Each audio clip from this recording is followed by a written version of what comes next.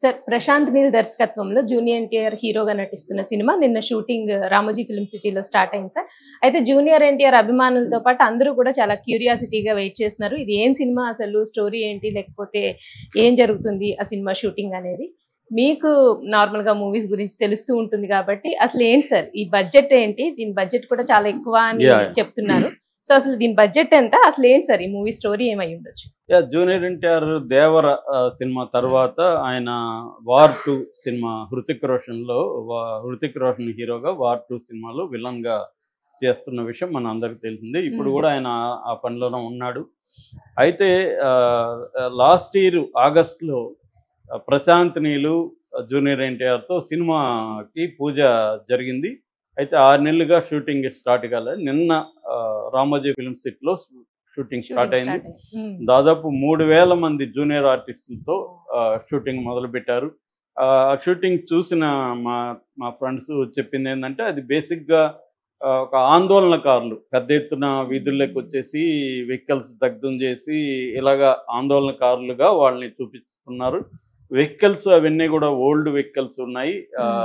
పాత అంబాసిడర్లు, పాతకాలపు రిక్షాలు, అలాంటి అట్మాస్ఫియర్ ఉంది. పోలీసులు కూడా పాతకాలపు డ్రెస్సులు ఇవన్నీ వేసుకున్నారు.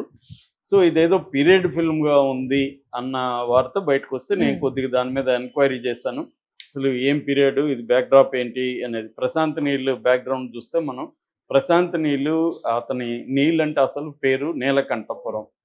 అతను వాళ్ళ సొంత ఊరి పేరు నీలకంఠపురం. దాన్ని స్టైలైజ్డ్గా అతను ప్రశాంత్ నీల్ అని పెట్టుకున్నాడు. సో ప్రశాంత్ నీలకంఠపురం అనేది అతను పేరు అనమాట, పూర్తి పేరు. వాళ్ళ నాన్న సుభాష్ నీలకంఠపురం, అమ్మ భారతి. వీళ్ళది మడకశిర, మన అనంతపురం జిల్లాలో బెంగళూరు రూట్లో ఉంటుంది మడకశిర.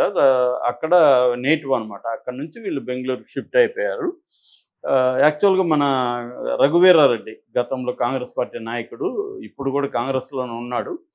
రఘువీరారెడ్డికి ఈయన కజిన్ అవుతాడు ప్రశాంత్. అట్లాగే శ్రీమురళిని కన్నడ ఫిల్మ్ ఇండస్ట్రీలో కూడా ఒక ఇంపార్టెంట్ హీరోస్లో ఒకడనమాట. ఆయన కూడా ఈయనకి బావ అవుతాడు. వీళ్ళ సిస్టర్ని అతను మురళి పెళ్లి చేసుకున్నాడు. సో ఈయన ఫస్ట్ ఫిల్మ్ కూడా మురళితోనే తీశాడనమాట. ఉగ్రం అనే సినిమా. ఈ మధ్య కూడా అది రీమేక్ తెలుగులో అయింది. సో ఉగ్రం అనే చిన్న బడ్జెట్లో అతనితో ఒక సినిమా తీశాడు. అది మంచి హిట్ అయింది, మంచి పేరు వచ్చింది దానికి. మంచి powerful action movie, crime. So దాని తర్వాత కేజీఎఫ్, హొంబలే ఫిల్మ్ వాళ్ళు చేశారు. కేజీఎఫ్ 1 and 2 2018 నుంచి 2022 దాకా 4 ఏళ్ల పాటు ఈ 1 and 2 తీశాడు. 2 అనేది విపరీతంగా హిట్ అయింది. కన్నడలో ఆల్ టైమ్ రికార్డ్స్ అనమాట. ఇప్పటివరకు హైయెస్ట్ గ్రాసర్ కన్నడలో కేజీఎఫ్ 2. దాని తర్వాత సలార్ 1 మన ప్రభాస్ చేశాడు. అది కూడా మంచి హిట్ అయింది. మామూలుగా ఆయన చూస్తే ఒక బ్యాక్గ్రౌండ్ ఎంచుకుంటాడు. ఇప్పుడు ఒక్కొక్క డైరెక్టర్కి ఒక సిగ్నేచర్ స్టైల్ ఉంటుంది. దాన్నే వాళ్ళు ఒక యూనివర్స్ అంటుంటారు, సినిమాటిక్ యూనివర్స్ అని. అలాగే ఈయన ఇదేంటంటే బ్యాక్గ్రౌండ్ ముందు ఒక పెద్ద బ్యాక్గ్రౌండ్ తీసుకొని, అది కూడా ఒక డార్క్ బ్యాక్గ్రౌండ్ థీమ్స్ ఉంటాయి అన్నమాట ఆయనది. మనం సలార్ చూస్తే మొత్తం బొగ్గు, అందరూ బొగ్గు పూసుకొని ఉన్నట్టు ఉంటారు. ఇదే అంతే. ఇప్పుడు ఇటువంటి బ్యాక్గ్రౌండ్ కూడా ఎన్టీఆర్ సినిమాకి కూడా ఈయన తీసుకున్నట్టుగా చెప్తాను. ఎన్టీఆర్ తెచ్చి పేరు ఇంకా పెట్టలేదు, డ్రాగన్ అని అంటున్నారు. ఆ పేరును బట్టి కూడా మనకు అర్థమవుతుంది. నేను చెప్తే, నేను బ్యాక్గ్రౌండ్ చెప్పినాక డ్రాగన్ ఎందుకు పెట్టబోతున్నారు కూడా మనకు అర్థమవుతుంది. అంటే ప్రతిదీ ప్రశాంత్ నీళ్ళు లాంటి వాళ్ళు ఏమంటే ప్రతిదీ ఒక మీనింగు, దానికి ఒక బ్యాక్గ్రౌండ్, ఒక థీము, ఇవన్నీ జాగ్రత్తగా చూసుకుంటారు అన్నమాట. సో ఇప్పటి వరకు ఏంటంటే ఎన్టీఆర్ 32 అని పిలుస్తున్నారు. దీన్ని ప్రొడ్యూసర్లు వచ్చి మైత్రి మూవీ మేకర్స్ ప్లస్ కళ్యాణ్ రాము ఎన్టీఆర్ ఆర్ట్స్, వీళ్ళిద్దరూ ఇంకొంతమంది కూడా ఇన్వెస్ట్ చేస్తున్నారు. ఎందుకంటే ఇది బిగ్ బడ్జెట్, ఎన్టీఆర్ కెరీర్లోనే ఇప్పుడు హైయెస్ట్ బడ్జెట్ అనమాట. 360 కోట్లు అని ఇప్పుడు చెప్తున్నారు.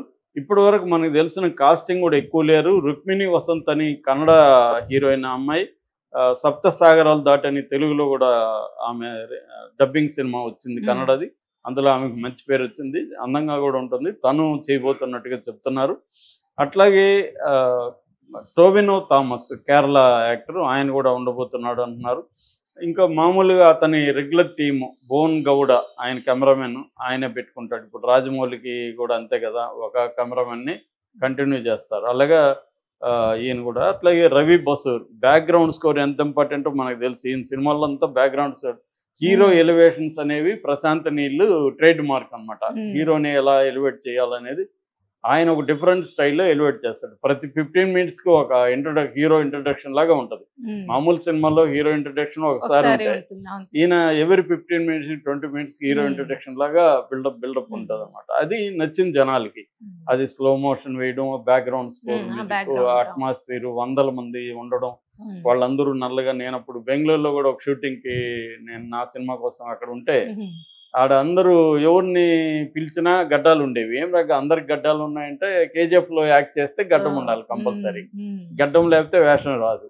అలాగా ప్రతిదానికి ఆయన అనుకునే ఒక యూనివర్సల్, వాళ్ళ సినిమాటిక్ యూనివర్స్లో అందరూ ఏమేమి ఎట్లా ఉండాలి అనేది ఆయనకు ఒక రెగ్యులర్ ఇది ఉంది. ఇది కూడా అదే అనమాట. దీని బ్యాక్ డ్రాప్ వింటే మాత్రం షాకింగ్గా ఉంది. ఆ బ్యాక్ డ్రాప్ ఏంటంటే గోల్డెన్ ట్రయాంగిల్ అంటారండి. గోల్డెన్ ట్రయాంగిల్ అంటే 3 దేశాల మధ్య ఉండే ప్రాంతం. ఆ 3 దేశాలు ఏవేవి అంటే, ఒకటి థాయిలాండ్, రెండోది మయన్మార్, మూడోది లావోస్. అంటే థాయిలాండ్లో north west Thailand, north west అంటే తెలుగులో నైరుతి అనుకుంటున్నాను, if I'm wrong.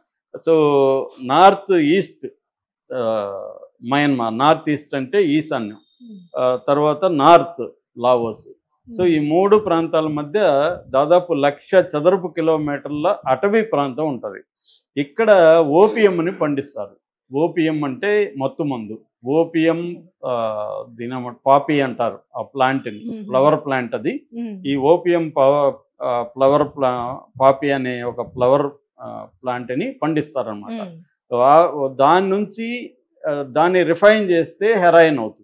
Heroin based drugs అంతా కూడా ఈ ఓపియం ఫ్లవర్ ప్లాంట్ నుంచి వస్తుంది.